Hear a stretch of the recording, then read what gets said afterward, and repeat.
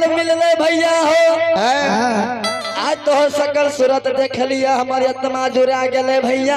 आज संदेश हमरा नहीं चाहिए भैया। सोहदरी हाँ 12 बरस तक गली में रहिए गे। हाँ भैया कभी तोर याद दिल से नहीं जा रहे सोदरा। ए हम 12 बरस से सरी घर में रहिए तोरा दिल से याद नहीं जा रे भैया। लौट बहिन के दुआर जइबई। हाँ भैया कैया बहिन से गला में गला मिलबे। कैया बहिन से हृदय में लगबे। भैया हो जाऊया 12 बरस के बाद बहिर सौदरी के दुआरे लो भैया। एक माह के कोई से जन्म माय बहन ले लिए भैया।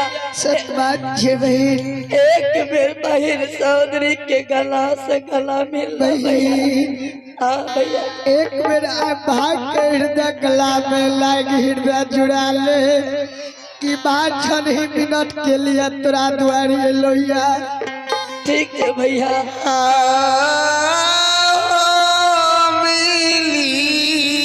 भैया ले हो जूली ले हो भैया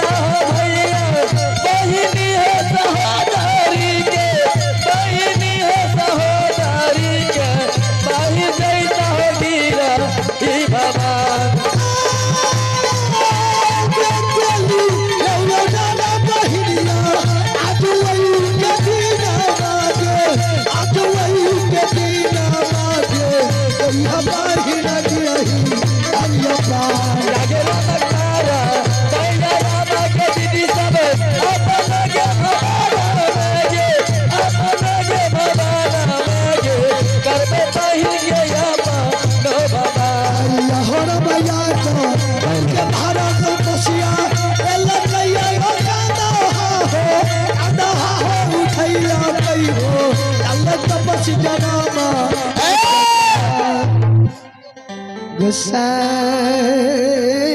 हो आबि गेल तखनी